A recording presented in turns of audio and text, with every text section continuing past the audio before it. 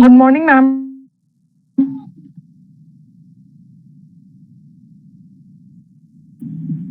Yes, good morning. Please Good wait. morning, Let ma'am. uh, yes, good morning. Please wait a minute. Wait for 2 minutes more. Let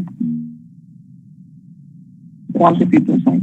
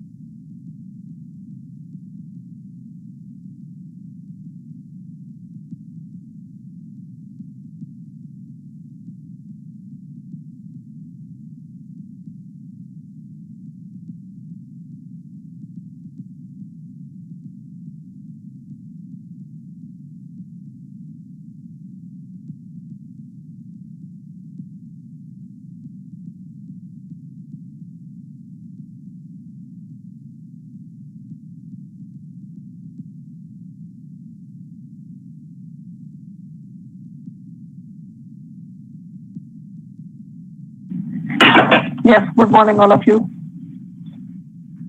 Good morning, ma'am. Good morning, ma'am. Good morning, Good ma'am. morning. Good morning. So now we'll start our fourth unit, the last unit, that is polymers and lubricants. Two topics are there in this unit, polymers and lubricants. So polymers will be taken by Sagarika ma'am, and I will take lubricants. Kanta sir and Sagarika ma'am is going to take polymers. So let's start with lubricants.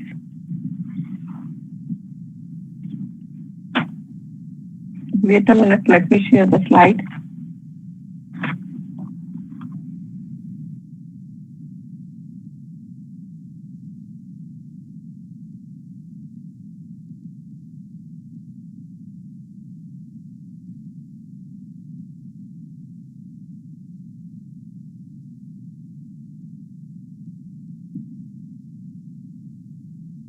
Yes, is the slide visible?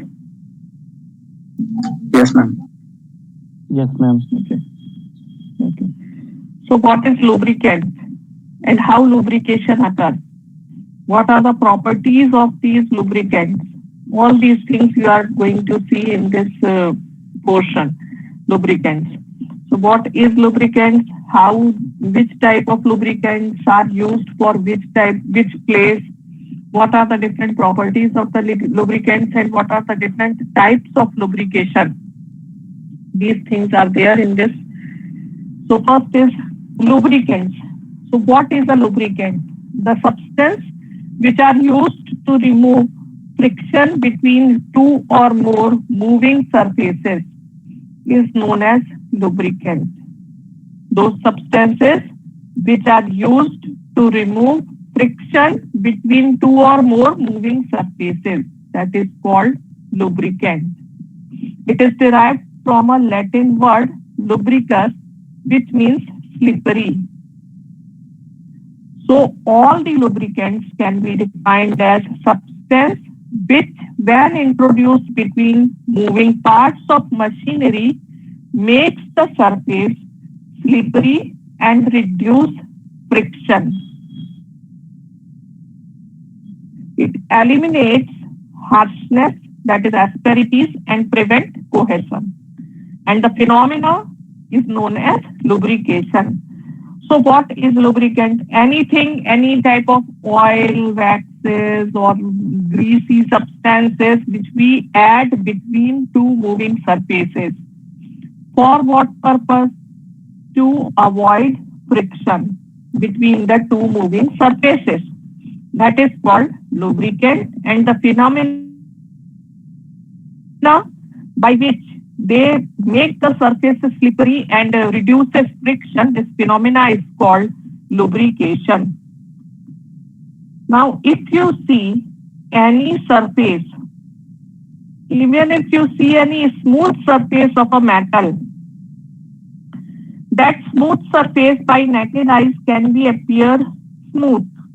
But if we examine it under high magnification electron microscope, then we find this type of structure. It has different peaks and valleys like this. Even a very smooth surface, which looks smooth from the naked eyes, can have the peaks and valleys. And these peaks and valleys are having different heights and depths. That is shown here in the diagram. And this existence of peaks and valleys, which can be examined on a smooth surface by electron microscope, is known as surface roughness. This is the surface roughness only in different metal surfaces that results in friction. And to prevent this friction, use of lubricant is necessary. Here, the highest peaks, as you can see here in the diagram, the highest peaks which are there in the surface, they are called asperities. So when two surfaces are moving one over the other, two surfaces are there which are in contact with each other and they are moving over each other, then what happens? We think that the whole metal surface, one metal surface, is in contact with the other metal surface, but it is not like that, because we know that there are asperities present, the highest peaks present, as well as the depth valleys are there. Okay, so the valleys do not come in contact with the valley of the other surface, but the asperities are there which comes in contact with each other. When the two surfaces move over each other, only the asperities comes in contact.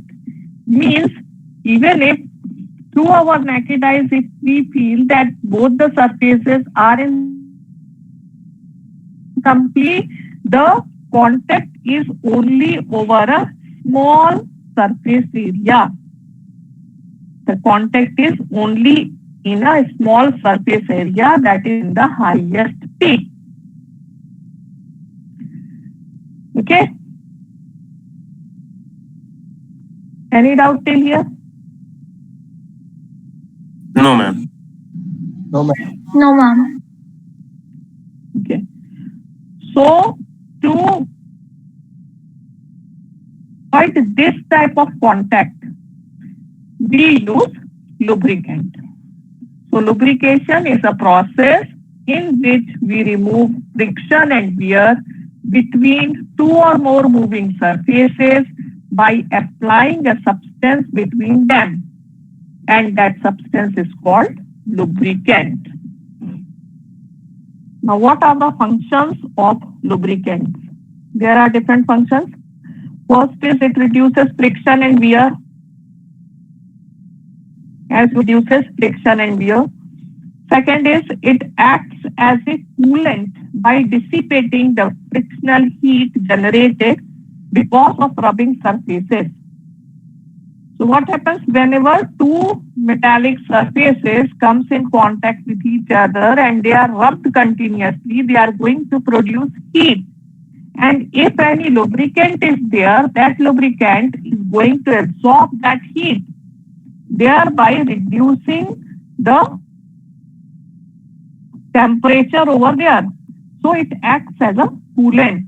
It acts as a coolant, and thus it can also reduce the expansion of the metal by frictional heat and deformation of the metal also. Deformation of the metal, expansion of the metal, and damage to the surface. It can prevent all these things because it can dissipate the frictional heat produced by the rubbing surface. In internal combustion engine, lubricant also act as a fuel gasket. What is the meaning of fuel gasket? What is the meaning of gasket?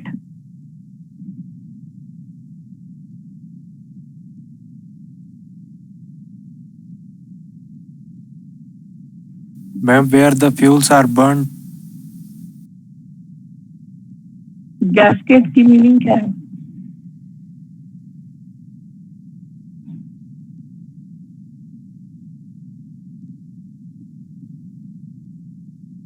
Gasket is a small space, ma'am, where then the piston and the cylinder walls, ma'am, when the fuel is added, the cylinder and the piston walls came in contact in that small space where the fuel is acting as a lubricant. I mean, a fuel is being heated, and that space small is called gasket, I guess. Yes, anything, in fact, what is gasket? Anything that prevents the leakage can be called as gasket. That can be a rubber tubing, can be a thin layer of any substance, can be a gas tube,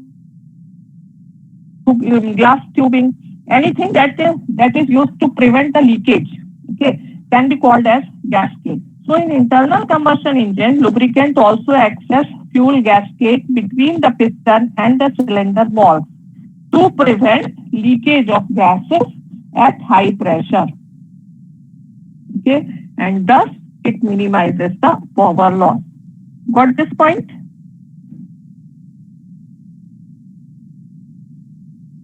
Yes, ma'am. It prevents the entry of moisture, dust, and dirt between the moving particles. Obviously, because it is present in between the two surfaces, so obviously it prevents the entry of all the other substances. Then fifth is it acts as a cleaning agent and as a scavenger to wash off and transport solid particles produced in combustion. Okay. It acts as a cleaning agent and as a scavenger to wash off the solid particles produced in combustion. In aircraft, the lubricating oil may be used as a hydraulic fluid to change the pitch of the propeller or to operate other mechanisms. The viscosity index of the oil is an important property in such cases. Okay, so it may be used as a hydraulic fuel. It can be used as a hydraulic fuel.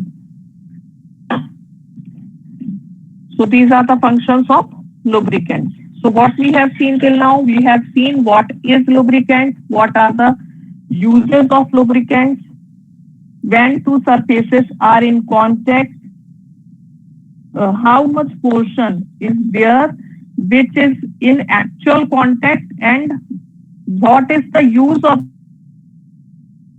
these lubricants. Then function of lubricants, we have seen different functions of lubricants. Now coming to the mechanism of lubrication.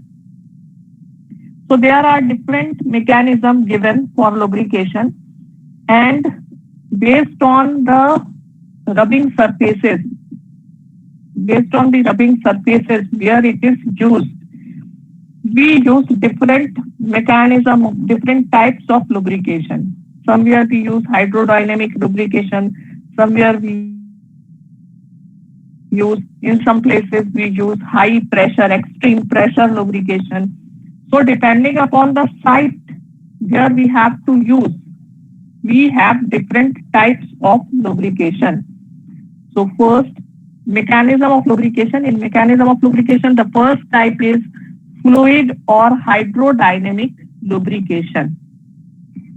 Fluid or hydrodynamic lubrication. So what is fluid or hydrodynamic lubrication? See, when the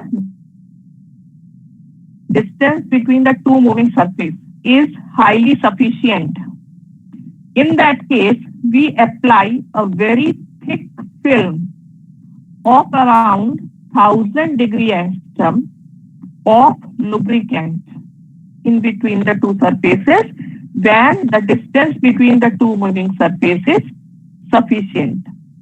In that case, we apply a very thick layer, 1000-degree angstrom of the lubricant to avoid surface-to-surface contact, welding between the two surfaces. Thus, friction is reduced, wear is also reduced, and as a result of this, the damage to the surface is also reduced. For this purpose, we'll have to select such a lubricant which should have enough viscosity.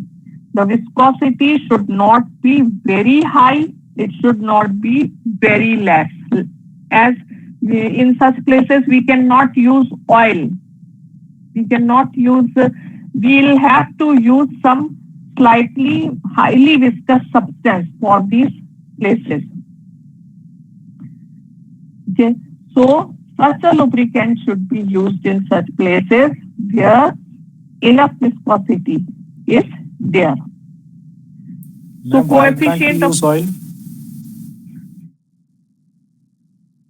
Because oil is not going to form a thick layer, now we have to use a thick film. Yes, ma'am. And the two rubbing surfaces are not in direct contact. They are close to each other. Okay, they are close to each other, but they are not in complete contact with each other. They are separated by a distance. So in such cases, we use hydrodynamic lubrication. Now, the coefficient of force required to cause the motion upon applied load. As a result of this, we get the coefficient of friction very low, from 0.5 to 1.5. The coefficient of friction is very low, means there is negligible friction between the two surfaces, and thus we can say that lubrication works. In hydrodynamic lubrication, we generally use hydrodynamic lubrication for delicate machineries like watches, sieving machine, scientific instruments. In all these, we use hydrodynamic lubrication. Now, if hydrodynamic lubrication if we have to use hydrodynamic lubrication, then which type of lubricant we'll have to choose? We should choose hydrocarbon along with some long chain polymers, because hydrocarbon is a waxy substance. It is a waxy substance, and along with long chain polymers, its stability increases. So when we mix hydrocarbon with long chain polymers, this type of lubricant can be used in all seasons, because it will be stable. In that condition, it will be stable. So this type of lubricant is made by mixing hydrocarbon with long chain polymers, which increases the stability of these lubricants. Now, because these lubricants are used in rubbing surfaces, so there will be frictional heat generated. So this heat is going to decompose the hydrocarbon, and as a result of this, some amount of solid carbon particles will also be produced over there. Because of the heat generated, some solid carbon particles will also be produced over there. Is to blend these solid carbon particles along with the lubricating polymers. What we add? We add a small amount of organometallic detergent. I think in the next slide it is given. Yes. For this, we add organometallic detergents. Okay, we add organometallic detergents in a very small amount for this purpose.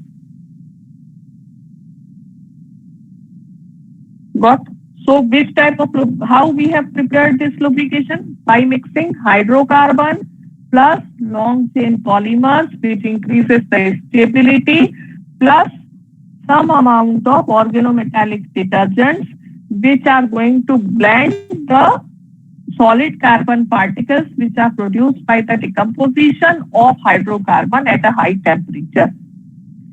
Now tell me, any doubt in hydrodynamic lubrication?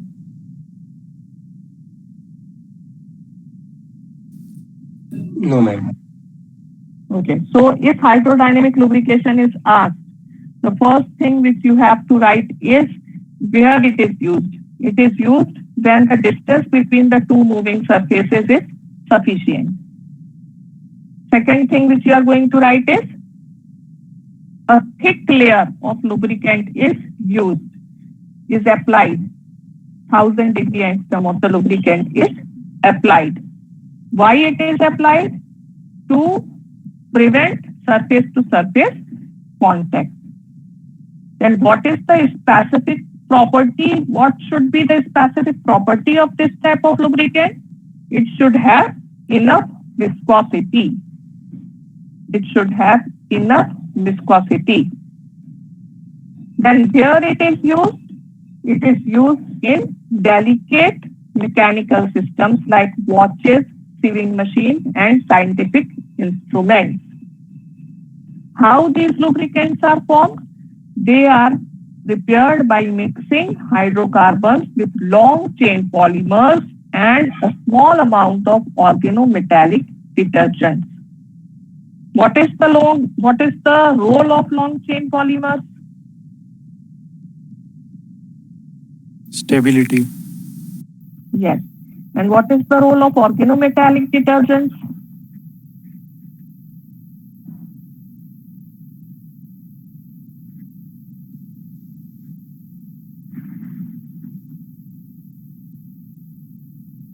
Ma'am, for blending. What? Yes. Blending what? To create suspension. Yes. Of the solid carbon particles which are produced by the decomposition of hydrocarbon. Okay. Okay, ma'am. The next type of lubrication, mechanism of lubrication is extreme pressure lubrication. Extreme pressure lubrication. The name itself can tell you what this type of lubrication is. So extreme pressure lubrication is used if the rubbing surfaces are subjected to very high pressure and speed. Excessive frictional heat is generated,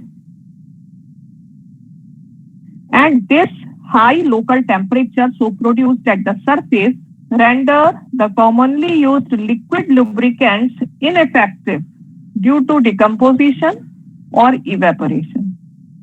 So when two rubbing surfaces are having a high pressure, they are moving at a high pressure and with a very high speed.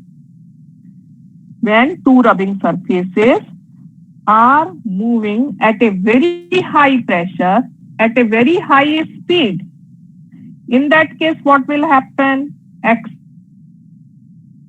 Excessive frictional heat will be generated in that area.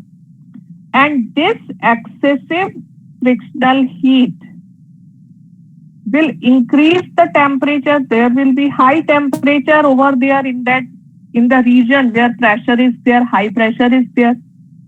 So due to that high temperature, if we use a general lubricant, a simple oil if we use as a lubricant, then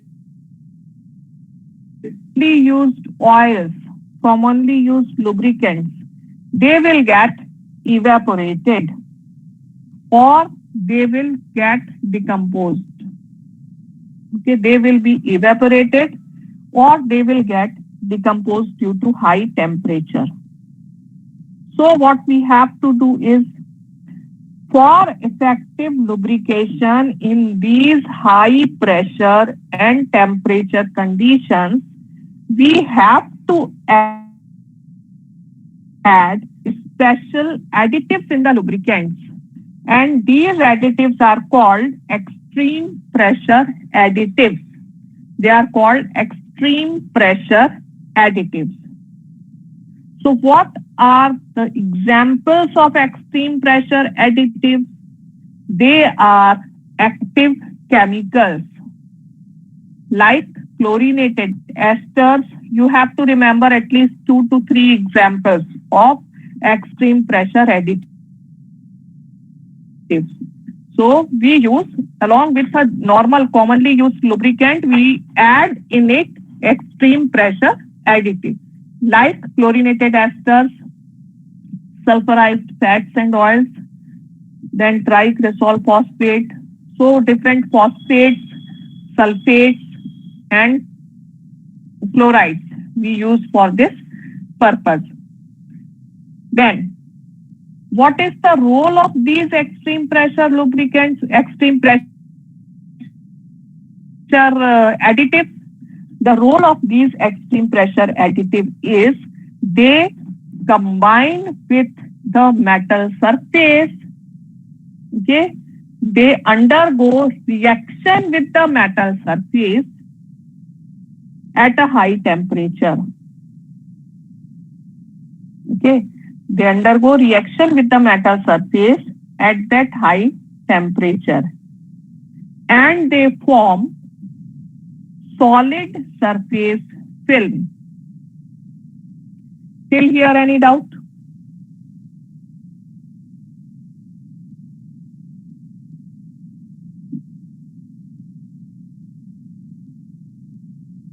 No, ma'am. Okay. So the function of extreme pressure additive is going to undergo chemical reaction with the metal surface at that high temperature and it forms solid surface film. Solid surface film of chloride, sulfide or phosphate.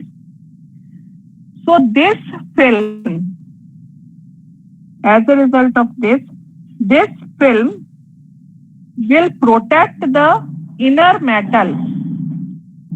It is going to protect the inner metal from damage. Because interaction, whatever interaction is there, this interaction will occur in the solid film. And as a result of this, even if these layers are broken, okay, solid surface film is formed, and this solid surface film at a high temperature can be broken. So even if this film is broken by rubbing and by heat action, then also they are replenished. Immediately they are replenished. Again it is formed. Thereby it prevents the inner surface of the metal. Got? Yes, ma'am. Okay. Now one more thing to be remembered here is the melting point. Melting point of the extreme pressure layers are very high, because if the melting point is not high, in that case they will evaporate easily. So therefore, the melting point of these extreme pressure layer is very high, so that they will remain attached to the metal under extreme conditions of temperature and pressure also. Now the third type is, wait a minute, beta. Again this.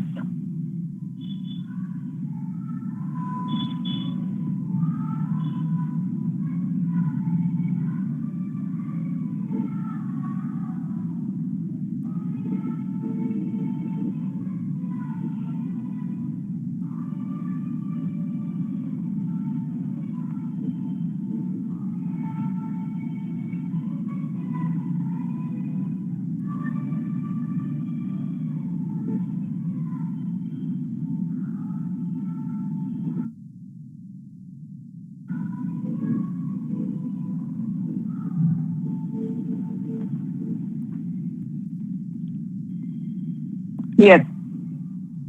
Now thin film or boundary lubrication. Okay.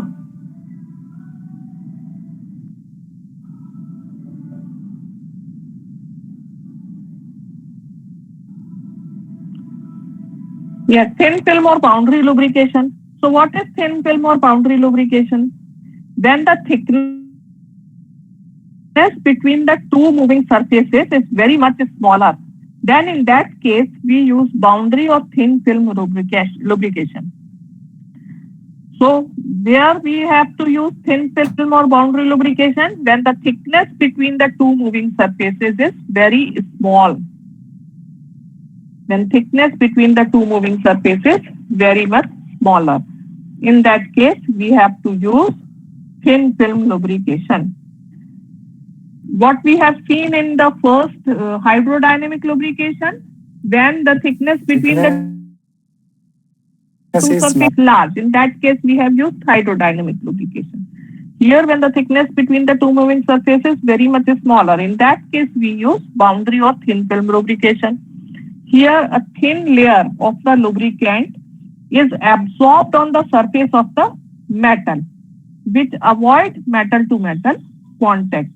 And contact between the metal surface is possible by taking out of lubricating film or oil. Now, 2 points to be remembered here is, one is two terms you have to remember. When this happens, means the contact between the metal surface is possible by taking out the lubricating oil or film.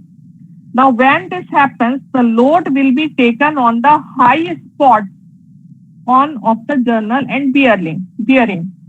And the two surfaces tend to become welded by appreciable heat that is generated. This prevents the motion as the two surfaces adhere together. This is called seizure. If the motion takes place place with the removal of some metal from one of the surfaces. The resulting is called scuffing. Okay. So in practice, fissure and scuffing are delayed because metal tend to form film on their surface by chemical action, leading to which prevents damage to the metal.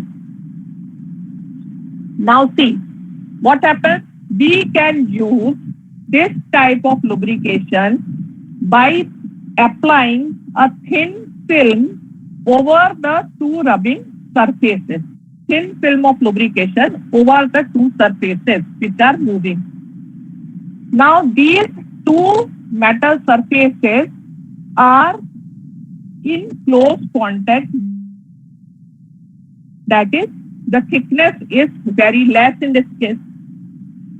Now what happens if we remove this lubricant? If we do not allow the absorption of the lubricants on the metal surface, in that case, what happens? These two metal surfaces will come in contact with each other. Okay, they will come in contact with each other, and because of the heat generated, they will become welded. Okay, the two surfaces, they will become welded. And because of this welding, what happens? The movement or the motion between the two surfaces is stopped. They will adhere to each other and the movement will be stopped.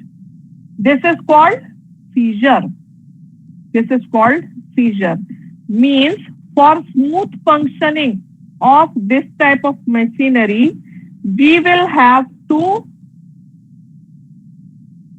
add the lubricant again and again. A thin film of lubricant should be added again and again so that there should be no welding in between the two surfaces.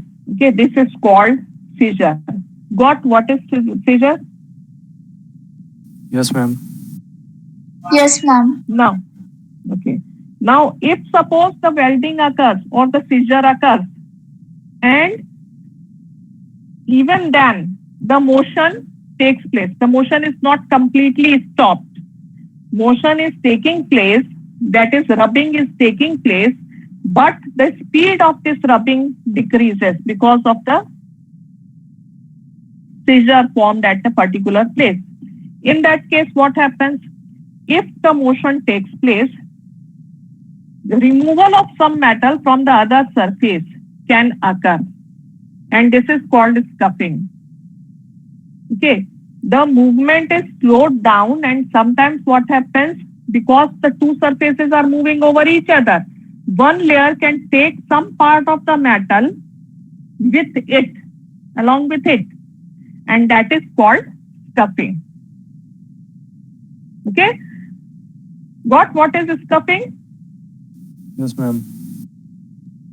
So, to avoid seizure and scuffing, again and again we'll have to use this thin film lubricant to avoid all these things and to prevent the metal from,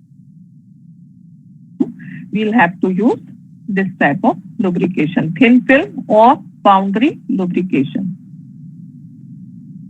Okay.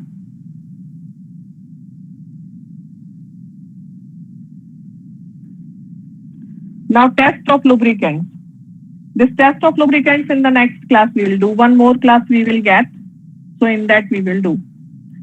So today what we have seen what is lubricant, what are the functions of lubricant, then what are the mechanism of lubrication, hydrodynamic lubrication, extreme pressure lubrication, and thin film or boundary lubrication. Till here, any doubt if you are having, you can ask.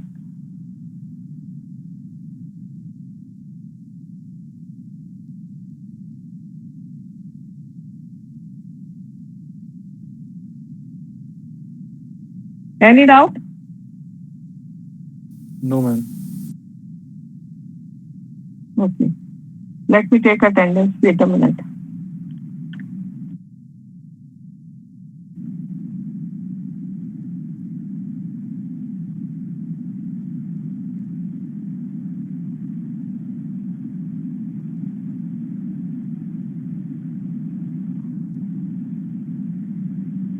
Roll number 105 of K section. Please tell whether he has left or what. Do you have any idea? Section K, roll number 105. Ma'am, is he Sumran Kumar? Yes. Yes. He has left? There might be any network issue. No, actually, he has not appeared in MCQ 1, 2, and not coming in the class also. But I have not got any information also. Ma'am, he has left college, maybe. Okay, now you all can leave.